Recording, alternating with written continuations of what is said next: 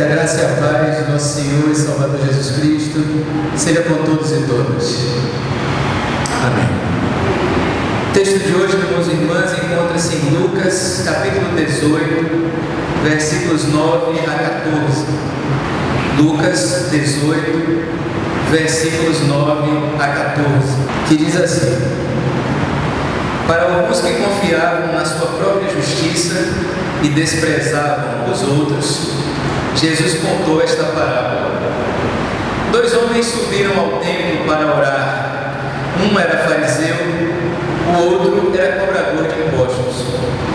O fariseu, de pé, orava assim no seu íntimo: Ó Deus, eu te agradeço, porque não sou como os outros homens, que são ladrões, desonestos, adúlteros, nem como esse cobrador de impostos. Eu faço jejum 2 vezes por semana, dou o dízimo de toda a minha renda. O cobrador de impostos ficou à distância e nem se atrevia a levantar os olhos para o céu, mas batia no peito dizendo: Meu Deus, tem piedade de mim, que sou pecador. Eu declaro a vocês: este último voltou para casa justificado, o outro não. Pois quem se eleva será humilhado, e quem se humilha será elevado. Amém. Esse texto, irmãos e irmãs, nos fala da nossa dependência da graça de Deus. Jesus, na parábola, coloca 2 figuras: a do fariseu, que naquela época era uma pessoa religiosa, uma pessoa dedicada ao culto, dedicada ao ensino da palavra de Deus. Coloca também o cobrador de impostos. O cobrador de impostos, que era muito mal visto, porque era aquele responsável por coletar os impostos cobrados pelo Império Romano, que oprimia o povo. E o cobrador de impostos era esse que recolhia altos tributos do povo e tornava a vida do povo muito difícil, às vezes até inviável, sofrido. Então os cobradores de impostos eram vistos a princípio como pecadores, como pessoas de má reputação na época de Jesus.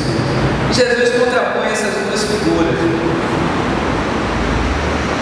o fariseu, naquela época amplamente conhecida como uma pessoa religiosa, e o cobrador de impostos, amplamente conhecido naquela época como um pecador, uma pessoa que trabalhava em favor da opressão do Império Romano.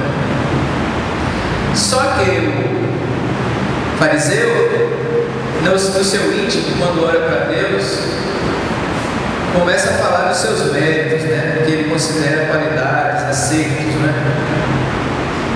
O fariseu, no seu íntimo, se dirige a Deus agradecendo porque não era como os outros homens, que são ladrões, desonestos, adúlteros, nem como esse cobrador de impostos. Eu faço jejum 2 vezes por semana, eu dou o dízimo de toda a minha renda. Então, o fariseu conversa com Deus nesse sentido, né? De dizer: ó Deus, que bom que eu não sou pecador como os demais, que eu não sou pecador como esse cobrador de impostos. E fala daquilo que ele fazia. E de fato ele fazia boas ações, não é? Quando ele se dedicava ao jejum, quando ele compartilhava o dízimo, eram boas ações que ele fazia. Mas a mentalidade, o coração dele estavam enganados, corrompidos, porque não tanto pelo que ele disse e pelo que ele fazia, mas pelo que ele não disse a Deus e pelo que ele não reconhecia. Ele só colocou os acertos diante de Deus. Parece que o fariseu não reconhecia as próprias falhas, ele só tinha qualidades a colocar diante de Deus, boas ações a colocar diante de Deus. Então, uma primeira falha dessa oração do fariseu, conforme a reflexão de Jesus mais ampla, é que esse fariseu não reconhecia as próprias falhas, só reconhecia aquilo que ele julgava fazer de correto, e o pior, se considerava melhor que os outros, porque ele dizia: eu não sou ladrão como os demais, eu não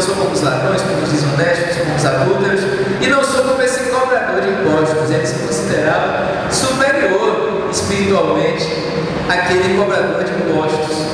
Já o cobrador de impostos, que era considerado pecador só por ser cobrador de impostos, diferente do fariseu, se dirige a Deus dizendo o seguinte: primeiro, sem nem levantar os olhos para o céu, batia no peito no sinal de contrição, de arrependimento, e se dirige a Deus dizendo: tem piedade de mim, que sou pecador.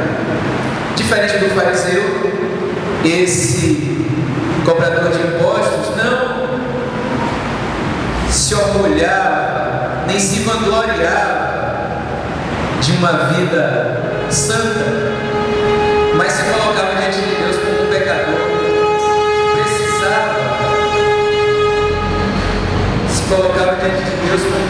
que precisava, da piedade, da graça de Deus. E Jesus conclui a parábola dizendo: este último, o cobrador de impostos, voltou para casa justificado, o outro, o fariseu, não, pois quem se eleva será humilhado, e quem se humilha será elevado.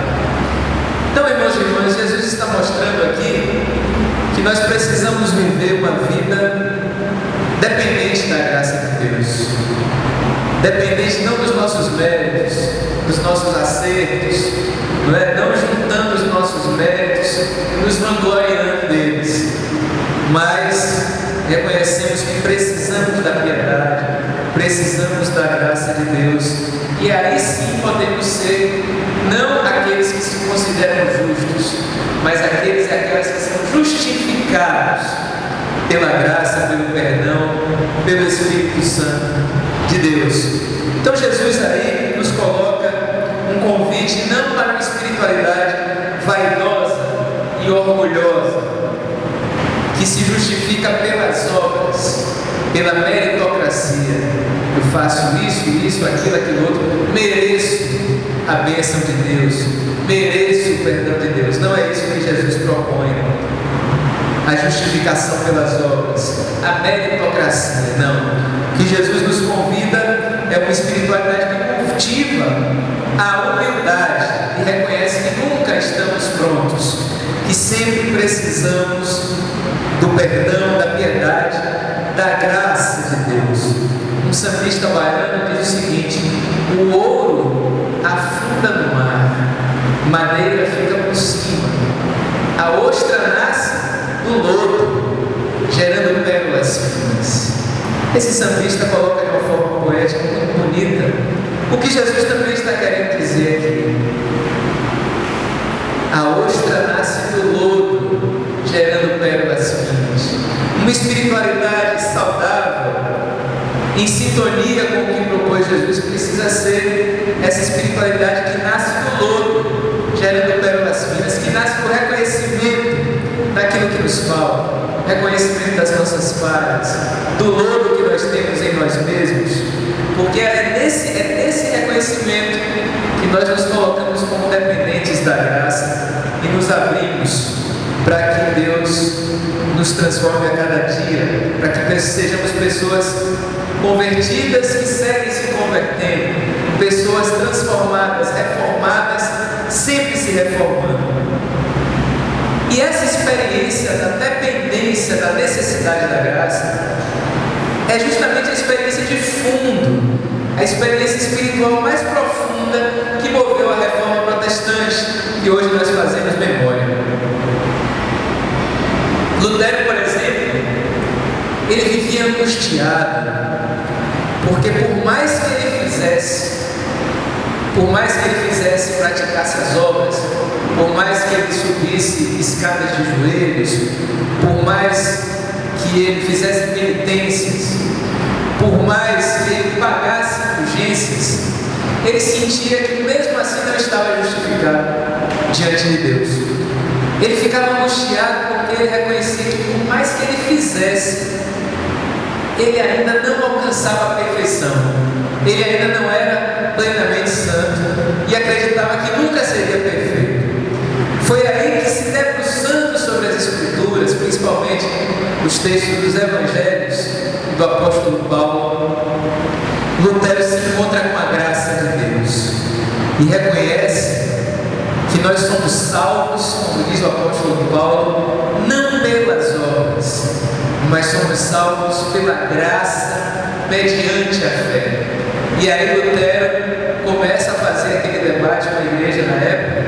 Naquela época só existia a igreja católica naquele contexto, e ele começa a fazer um debate sobre as indulgências, porque naquela época, e aí também tinha os interesses econômicos, a igreja ensinava que quem quisesse ter os seus pecados perdoados, que pagasse as indulgências, porque pagando as indulgências, teria com essa obra de caridade, essa obra por seus méritos, teria o perdão de Deus. E Lutero fez esse debate naquela época, dizendo que o perdão não é por obras, não é por indulgências e não é por nada que nós possamos fazer, mas é pela fé sincera, uma fé que se arrepende dos seus erros e confia na graça de Deus. Daí as indulgências deixavam de ser o caminho para conseguir o perdão de Deus. O caminho era a fé, a confiança na graça do perdão de Deus. E esse foi o centro do debate da Reforma Protestante. A partir dessa experiência da graça, Lutero enfim se sentiu livre da escravidão da lei e de cobranças de obras que ele jamais poderia dar conta, de uma perfeição que ele sabia que não poderia alcançar. Então, essa é a experiência de fundo da Reforma Protestante. Reconhecer, como diz Paulo em Efésios, capítulo 2, versículos 8 a 10. De fato, vocês foram salvos pela graça, por meio da fé. E isso não vem de vocês, mas é dom de Deus. Salvação não vem de nós, não vem das nossas obras, dos nossos méritos, mas é dom de Deus. Isso não vem das obras, para que ninguém se encha de orgulho, porque foi Deus quem nos fez, e em Jesus Cristo fomos criados para as boas obras que Deus ocupássemos com elas. E é justamente estudando as Escrituras que Lutero e depois Calvino vão perceber essa diferença. Nós não somos salvos pelas obras, como é ensinado pela igreja na época, e por isso não precisariam pagar as indulgências, mas que somos salvos pela graça mediante a fé. E isso não vem de nós, é dom de Deus, e não vem das obras para que ninguém se encha de orgulho. Essa foi a experiência central da Reforma Protestante. Lutero encontrou isso nas Escrituras Sagradas. Por isso que ele dizia na época: a autoridade para mim que pesa mais não é a igreja, mas a Bíblia. Se me convencer com a Bíblia a minha consciência, eu mudo de posição. Só que esse debate terminou nem sendo feito direito, porque havia interesses econômicos, né? A igreja naquela época estava mais preocupada com receber o dinheiro das indulgências para construir templos e assim por diante. E o que houve foi uma perseguição a Lutero e aos reformadores, e o debate teológico só terminou acontecendo muito tempo depois. Mas foi essa a experiência fundamental da reforma, a experiência da graça de Deus que os reformadores encontraram na Bíblia.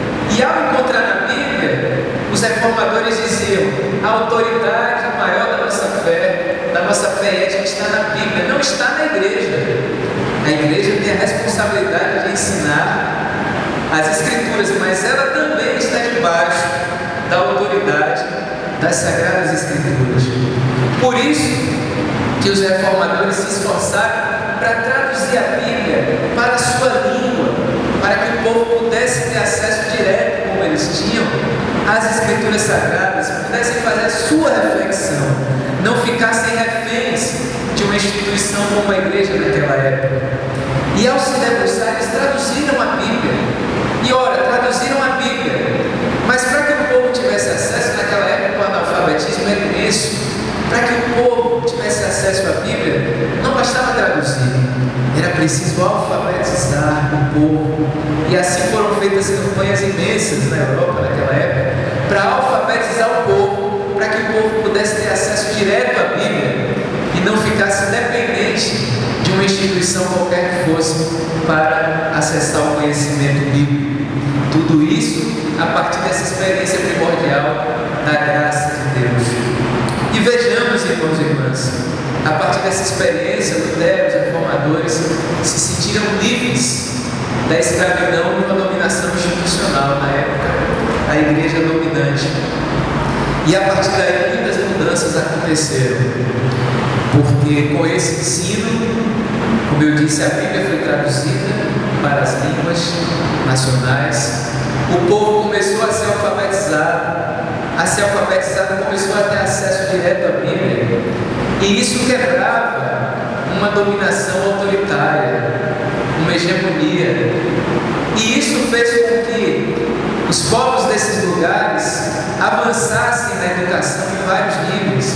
Os reformadores foram aqueles os primeiros a fazer as escolas públicas. Então a reforma teve vários impactos espirituais na igreja e na sociedade, porque promoveram essa mudança espiritual e uma mudança também educacional. Os povos em que a reforma aconteceu foram muito beneficiados, porque a educação foi valorizada, a educação pública para todas as pessoas. E com o avanço da educação, esses povos também tiveram muitos benefícios em seu desenvolvimento social, econômico e tantos outros. Mas lembremos, a experiência de fundo primordial foi a experiência da graça de Deus.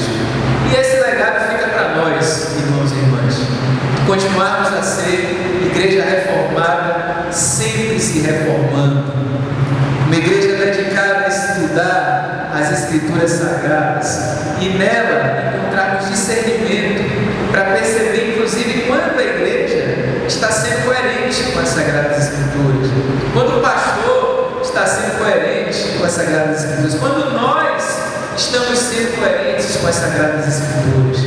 A reforma acabou com essa barreira, acabou com os pedaços.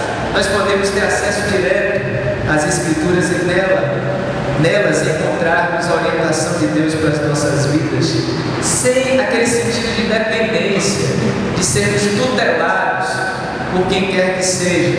A reforma foi também uma revolução nesse sentido, porque nos permite não dependermos e ficarmos reféns, nem tutelados de igreja e de liderança nenhuma. Nós podemos sempre recorrer à Bíblia para refletirmos o que a palavra de Deus vinha nos dizer hoje e sermos a cada dia transformados, tanto em termos pessoais quanto enquanto igreja. Sermos a cada dia pessoas em igreja reformada, sempre se reformando, pessoas em igreja transformadas, sempre se transformando pela ação do Espírito Santo e pelo que a palavra de Deus tem a nos dizer hoje, porque a cada época tem os seus desafios, e a cada época a palavra de Deus tem uma mensagem atual para nos transformar e para nos guiar diante dos desafios, dos dilemas, das crises pelas quais a igreja e a humanidade passa. Então, irmãos e irmãs, possamos nos fortalecer nessa espiritualidade de dependência da graça de Deus. Uma espiritualidade que não é meritocrática, uma espiritualidade que não é orgulhosa, que não se sente melhor que ninguém, que não se sente igreja melhor que igreja alguma, mas que é dependente da graça, que busca na palavra de Deus renovação a cada dia, para sermos fiéis ao que Deus quer de nós hoje, no nosso tempo, conforme as exigências que nos faz, no sentido de sermos pessoas de igreja amorosa, libertadora, que cura e que restaura a vida. Então que assim o nosso bondoso Deus nos ajude a vivermos a espiritualidade da graça, a sermos pessoas de igreja reformada, sempre se reformando. Amém.